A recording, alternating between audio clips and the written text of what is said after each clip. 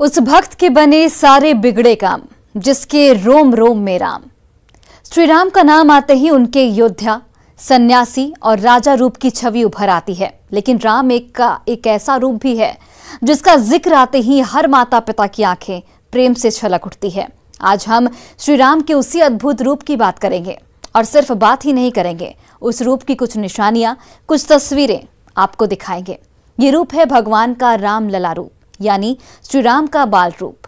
श्री राम का जन्म कहाँ हुआ, ये तो आप सबने देखा होगा, शायद जन्म स्थान पर भी गए होंगे। लेकिन वो गलियां जहां राम लला खेला करते थे, वो गुरुकुल जहां उन्होंने शिक्षा हासिल की थी, वो किताबें जो खुद राम लला ने पढ़ी, आज वो सब कुछ तलाशने की बारी है। तो चलिए आज चलते हैं श्री राम के राम लला रूप से मिलने।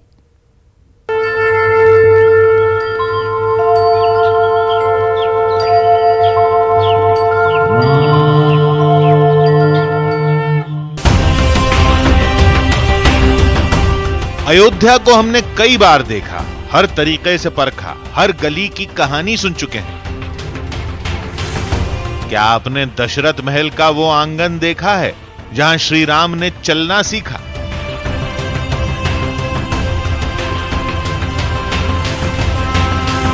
श्री राम जय राम जय जय राम। कनक भवन में वो कमरा देखा है जहां श्री राम रहते थे? उनकी पाठशाला देखी है?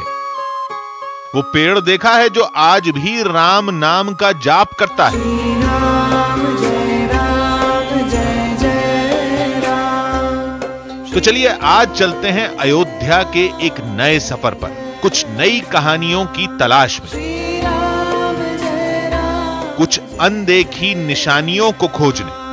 श्री राम जय राम जय जय राम। नमस्कार, मेरा नाम सुहेल है और मैं इस वक्त मौजूद हूँ अयोध्या नगरी में। वही अयोध्या जहाँ भगवान राम ने जन्म लिया, वही अयोध्या जहाँ पर उन्होंने अपना बचपन बिताया, वही अयोध्या जहाँ पर उन्होंने 11,000 साल तक राज किया। राम को मर्यादा पुरुषोत्तम कहते हैं, यानी उनकी ज़िंदगी से आप सब कुछ सीख सकते हैं। लेकिन हमें आज उनका बाल रूप देखना है, वो रूप बचपन का, वो रूप जो बिना किसी फिक्र के, बिना किसी परेशानी के इंसान जीता है। भगवान राम ने बचपन कैसा जिया था, भगवान राम ने बचपन में क्या किया था, भगवान राम ने बचपन में किस तरह से लोगों को एक अच्छी ज़िंदगी की सीख दी थी। आइए अयोध्या चलते हैं और अयोध्या में भगवान राम के बाल रूप से जुड़े बहुत सारे साक्ष्य तलाशते हैं।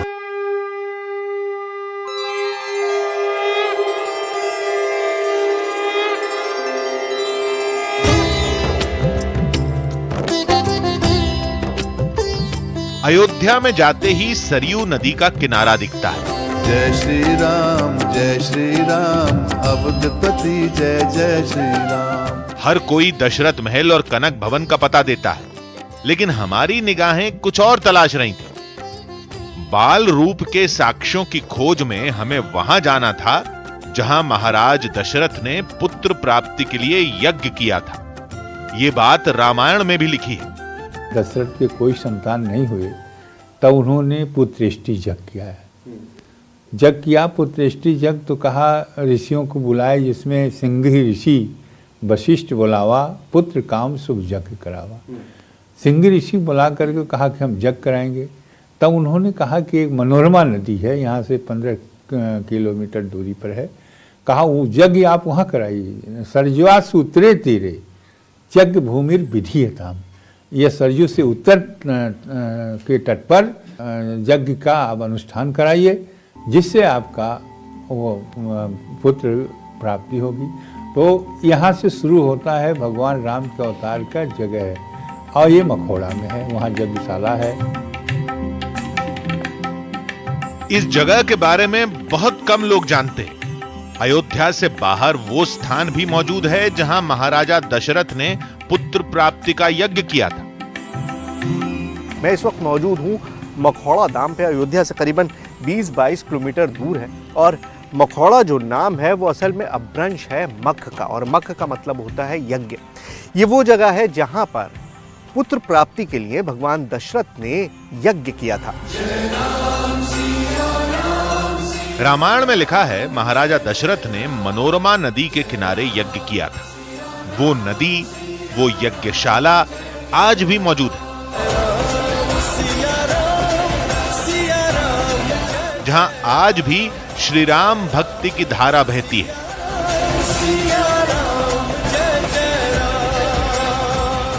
देखिए, भगवान राम के बचपन की हम बात कर रहे हैं, बाल रूप की बात कर रहे हैं, लेकिन मखौड़ा धाम में, मख स्थान पे, ये वो जगह नहीं है जिसका बचपन से ताल्लुक है, बचपन से पहले का ताल्लुक है, क्योंकि यहाँ पर यज्ञ किया था राजा दशरथ ने। अब राजा दशरथ ने पुत्रेष्टि यज्ञ के लिए यज्ञ किया। कहाँ किया ये किसी को नहीं पता। बहुत सारी वेदियाँ बनी हुई हैं, एक वेदी यहाँ पर है, एक वेदी यहाँ पर है, और पीछे आएंगे तो वहाँ पर भी वेदी है। मतलब 4-5 वेदियाँ यहाँ पर बनी हुई हैं। किस जगह पर यज्ञ किया था ये किसी को नहीं पता, लेकिन जगह मार्क करने के लिए ये चारों तरफ जाल बना दिया गया है और हर जगह पर वेदी बना दी गई है कि कई सारी वेदियां इस पूरे स्पॉट में बनी हुई हैं। और जगह, मान्यता यही है कि ये वो जगह है जहां पर राजा दशरथ ने यज्ञ किया था पुत्र प्राप्ति के लिए। अब सवाल ये पूछा जा सकता है कि यज्ञ यहीं क्यों किया गया था, कहीं और क्यों नहीं। बताया जाता है कि इसी मनोरमा नदी के किनारे श्रृंगी ऋषि का आश्रम था, जिनकी मदद से महाराजा दशरथ ने यज्ञ पूरा किया।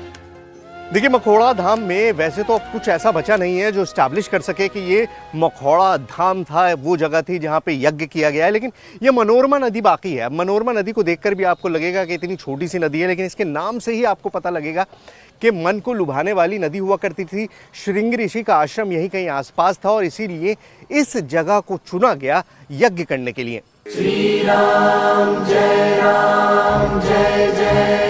राम।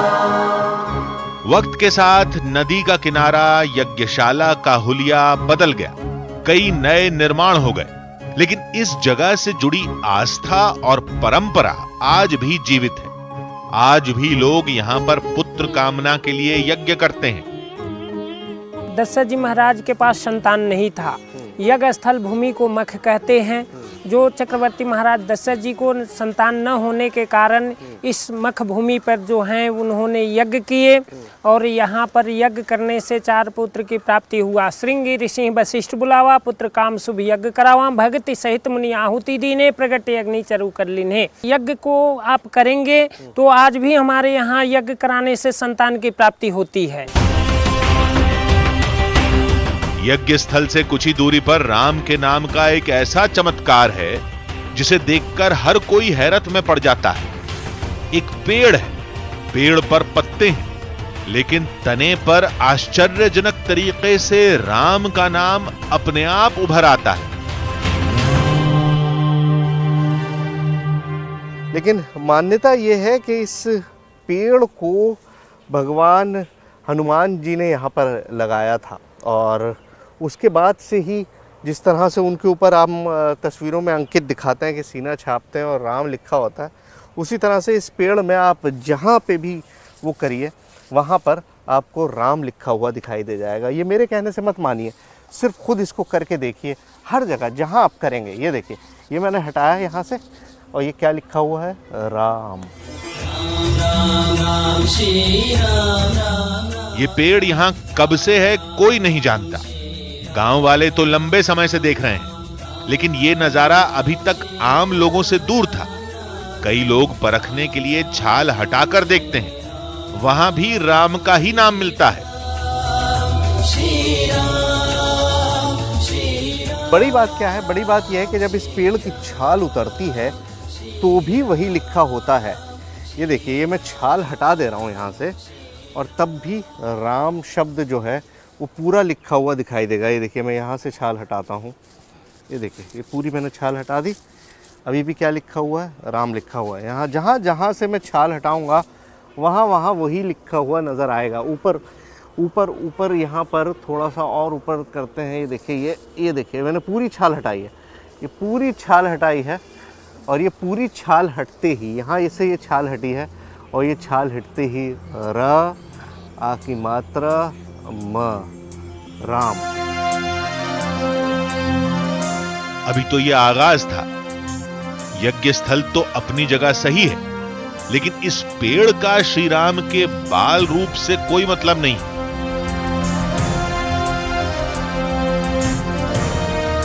अयोध्या में बाल रूप का सीधा नाता है उस जगह से जहां श्री राम का जन्म हुआ था, जिसकी कहानी आपने रामायण में पढ़ी है। रामलला का जो रूप आपने टीवी सीरियलों में देखा है, वो श्री राम जन्मभूमि अयोध्या में इस जगह पर है जहां त्रेता युग में रामलला का महाराज दशरथ के महल में जन्म हुआ था। देखिए, अयोध्या की कोई भी कहानी इसी जगह से शुरू होती है। ये राम जन्मभूमि का एंट्री पॉइंट है, मतलब मंदिर में जाने के लिए यहाँ से आपको अंदर जाना पड़ता है। इससे आगे कैमरा अलाउड नहीं है। तो कहीं पर भी अगर आप राम से जुड़ी किसी भी कहानी को जानना चाहते हैं तो शुरुआत कहाँ से करनी होगी? यहाँ से, इस स्पॉट से जहाँ पर मैं खड़ा हूँ, क्योंकि राम जन्मभूमि की जो शुरुआत है वो यहीं से होती है। ये वो चेक पॉइंट है, वो एंट्री पॉइंट है जहाँ से आगे कैमरा वगैरह नहीं जाता है। लेकिन जो सारी कहानी है वो यहीं से, रामलला की जो पूरी कहानी है वो इसी चेक पॉइंट से, इसी स्टार्टिंग पॉइंट से शुरू होती है। अंदर रामलला की अद्भुत मूर्ति है जो उनके बाल रूप का सबसे बड़ा साक्ष्य है। सुरक्षा कारणों से जन्मभूमि में कैमरा ले जाना मना है, लेकिन प्रशासन से मिली इस फुटेज में उस जगह को देखा जा सकता है।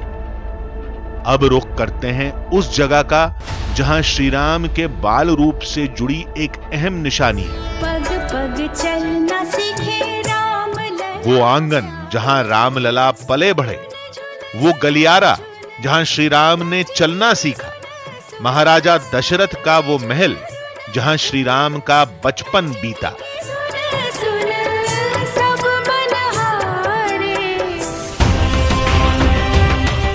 अयोध्या में दशरथ महल को बड़ा स्थान कहते हैं। राम कथा के मुताबिक महाराजा दशरथ अपनी तीनों रानियों के साथ इसी महल में रहा करते थे और इसी महल में श्री राम का बचपन बीता था, जिससे जुड़ी कई निशानियां आज भी मौजूद हैं। यह श्री चक्रवर्ती महाराज दशरथ जी का राजमहल है, जिसके लिए पूज्य श्री गोस्वामी तुलसीदास जी महाराज रामचरितमानस में लिखे हैं कि शोभा दशरथ भवन की को कभी वर्णय पार। इसकी महिमा का वर्णन कौन कर सकता है? किसी की सामर्थ्य नहीं है कि दशरथ जी के राजमहल के महिमा का वर्णन कर सके। क्यों? इसलिए कि सारे जगत का पिता यहाँ दशरथ जी को पिता कह करके संबोधित करता है।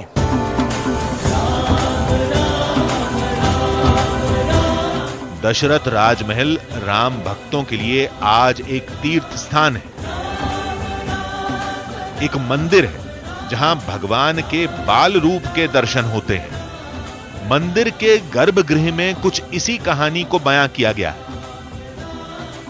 दशरथ महल के गर्भगृह के पास इस वक्त हम मौजूद हैं और यहाँ पर जो बाल लीला की बात होती है, भगवान राम के बाल रूप की बात होती है, अगर सबसे लंबा वक्त कहीं पर बीता है तो वो दशरथ महल ही है, क्योंकि पूरा बचपन यहीं पर दशरथ महल में बिताया। अब यहाँ पर चारों भाइयों की मूर्तियाँ मौजूद हैं और उसके अलावा भी काफ़ी सारी मूर्तियाँ हैं। लेकिन ये मैं आपको बताऊँ, ये मंदिर का स्वरूप कई बार बिगड़ा, कई बार बना है, कई बार इसको दोबारा से रीबिल्ड किया गया है, लेकिन ओरिजिनल स्पॉट आइडेंटिफाई किया एक टीले के ऊपर सा बना हुआ पुराना जो मंदिर था, वहीं पर बार बार चीज़ें बदल के नया मंदिर बनता रहा। ये अभी रिसेंट मंदिर है जो आपको दिखाई दे रहा है, जो सारी नक्काशी चारों तरफ आपको दिखाई दे रही है वो काफ़ी रिसेंट है। लेकिन जो मंदिर है वो त्रेता युग में भगवान राम से पहले से यहाँ पर दशरथ महल कभी मौजूद हुआ करता था।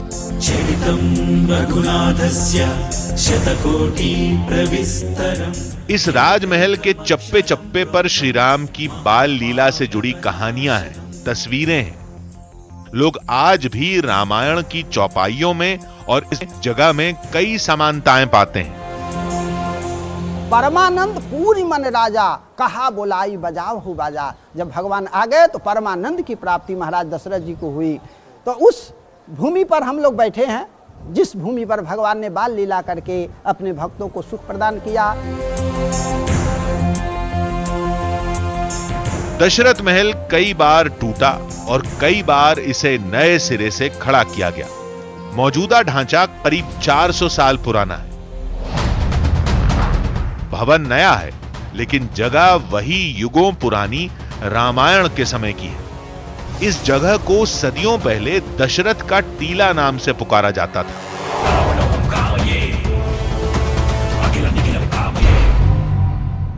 तो अगर कोई जगह जहां पर सबसे ज्यादा भगवान राम ने बचपन का वक्त बिताया तो वो ये दशरथ महल है। अब अपने आप में सोचिए कि कितना बड़ा सरप्राइज है आपके लिए, हमारे लिए, हर किसी के लिए कि त्रेता युग में, मतलब हजारों लाखों करोड़ों साल पहले जो बचपन बीता उसको आप महसूस कर सकते हैं। यहाँ दशरथ महल में आप खुद उसकी अनुभूति कर सकते हैं, आप खुद महसूस कर सकते हैं कि यहाँ पर कभी एक बड़ा आलीशान महल रहा होगा, एक ऐसा महल जिसमें भगवान राम का बचपन बीता। आज स्वरूप बदल गया है, आज चीज़ें बदल गई हैं, दीवारें, नक्काशी सब बदल गया है, लेकिन जगह एयरमार्क थी, जगह पहले से निशानदेही हो चुकी थी और लगातार तभी से ये मंदिर, ये महल चला आ रहा है। पौराणिक काल का दशरथ महल इसके मुकाबले काफी विशाल था। इसके अंदर कौशल्या, कैकेयी और सुमित्रा के महल हुआ करते थे। हमें बताया गया कि इस महल के पिछले हिस्से में एक भवन हुआ करता था जिसे रानी कौशल्या का महल कहते थे, यानी वही स्थान जिसे आज हम श्री राम जन्मभूमि के नाम से जानते हैं। मुख्य रूप से रामकोट के अंतर्गत आता है। रामकोट के अंतर्गत दशरथ महल, कौशल्या जी का स्थान, कैकेयी जी का भवन, नल, नील, जामवंत, इन लोगों के रामकोट के चारों तरफ इन लोगों के अलग अलग महल बने हुए थे। जैसे राम जन्मभूमि ये कौशल्या जी का स्थान रहा होगा, कैकेयी जी का स्थान अलग रहा होगा, ये सारी चीजें रामकोट के अंतर्गत ही आती हैं। इस जगह को श्री राम के बाल रूप का साक्ष्य माना जाता है, लेकिन केवल बाल रूप ही नहीं, इस जगह की कहानी श्री राम के योद्धा रूप से भी जुड़ती है।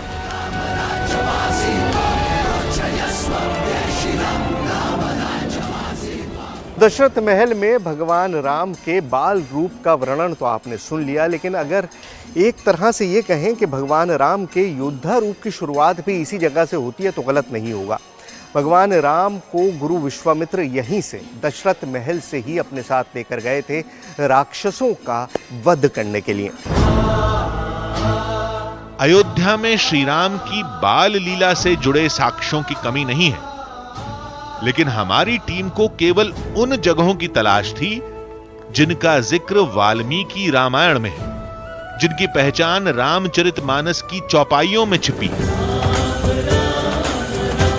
हमने एक जगह खोजी तो कई जगहें मिली, और वो भी वैज्ञानिक प्रमाणों के साथ।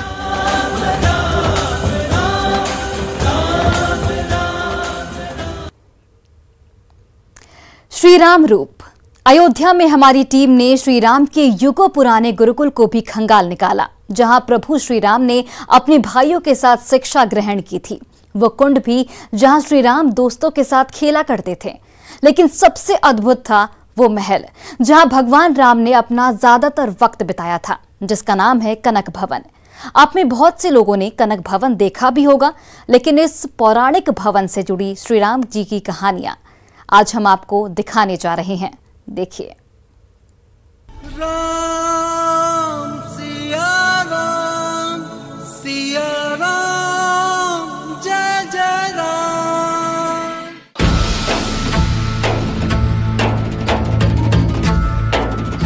कुछ कही, कुछ अनकही, कुछ सुनी तो कुछ अनसुनी।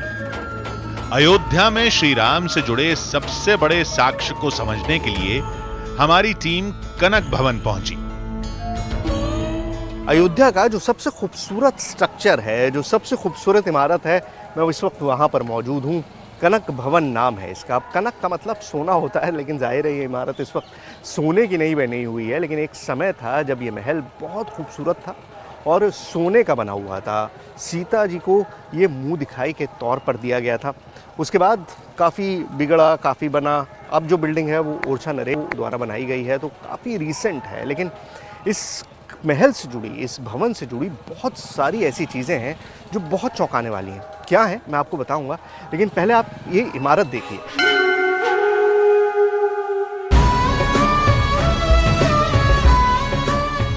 आमतौर पर कनक भवन को सीता विवाह से जोड़कर देखा जाता है, लेकिन अयोध्या के बाल कांड में भी कनक भवन का जिक्र है, जिस समय श्री राम बाल अवस्था में थे। कनक भवन को हम सीता जी को मुंह दिखाई के तौर पर दिए गए तोहफे के तौर पर तो जानते हैं, लेकिन भगवान राम का कनक भवन से उससे बहुत पहले से रिश्ता था। अपने बचपन का बहुत लंबा वक्त भगवान राम ने इसी महल में गुजारा। कैकेयी माता के साथ उनको बहुत ज़्यादा प्यार था, बहुत ज़्यादा प्रेम था, और इसी वजह से दो जगहें हैं जहाँ पर भगवान राम का बचपन एक तरह से पूरी तरह बीता। आप दशरथ भवन की बात करें या फिर ये कनक भवन। कनक भवन में एक बहुत लंबा वक्त भगवान राम ने बचपन का बिताया है। हजारों साल बाद आज कनक भवन में श्री राम की बाल लीला से जुड़े साक्ष्य करीब करीब खत्म हो चुके हैं। अब तो यहाँ राजा रामचंद्र की कुछ निशानियां ही बची हैं। कनक भवन में जो सबसे खास चीज़ है उसकी तरफ बहुत कम लोगों का ध्यान जाता है। ये जो आप देख रहे हैं ये दो पैरों के निशान बने हुए हैं, और मान्यता ये है कि त्रेता युग से ये निशान यहीं पर मौजूद हैं, और कहा जाता है कि इनमें से एक जो बड़ा पैर का निशान है वो राम जी का है और जो छोटा है वो सीता जी का है। अब इस जगह के बारे में जो कहानियाँ हैं वो कहाँ से शुरू हुई मैं आपको बताऊं कि यहाँ पर पत्थर लगे हुए हैं जिसमें साफ साफ लिखा हुआ है कि त्रेता युग में जब इस जगह को बनाया गया तब भी ये निशान यहाँ पर मौजूद थे। उसके बाद जब द्वापर युग में इसको बनाया गया तब भी निशान यहाँ पर मौजूद थे, और जब राजा विक्रमादित्य ने इस जगह को बनवाया तब भी ये निशान यहीं पर थे। और उसके बाद जब ओरछा नरेश ने इसको बनवाया तो उन्होंने भी इस जगह को वैसे ही रखा जैसे ये जगह थी। पौराणिक ग्रंथों के मुताबिक कनक महारानी कैकेयी ने सीता जी को भेंट में दिया था। विवाह और वनवास के बाद श्री राम सीता जी के साथ इसी महल में रहते थे। यहां किसी बाहरी को आने की इजाजत नहीं थी।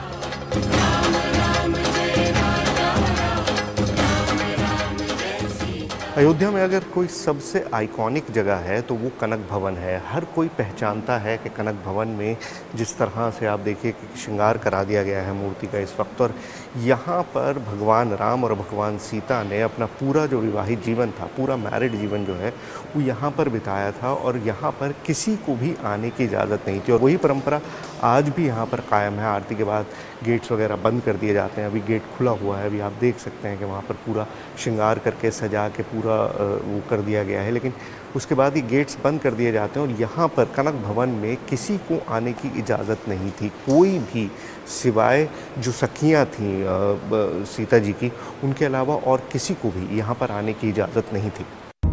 श्री रामचंद्र कृपालु। हम तो यही जानते हैं कि जहां श्री राम होंगे वहां उनके परम भक्त जरूर होंगे, लेकिन कनक भवन में महाबली हनुमान का कोई निशान नहीं मिला। फिर एक बेहद छोटा मंदिर नजर आया। राम जी। और फिलहाल हमारे इस खास कार्यक्रम में बस इतना ही। आप देखते रहिए न्यूज़ 18 बिहार झारखंड।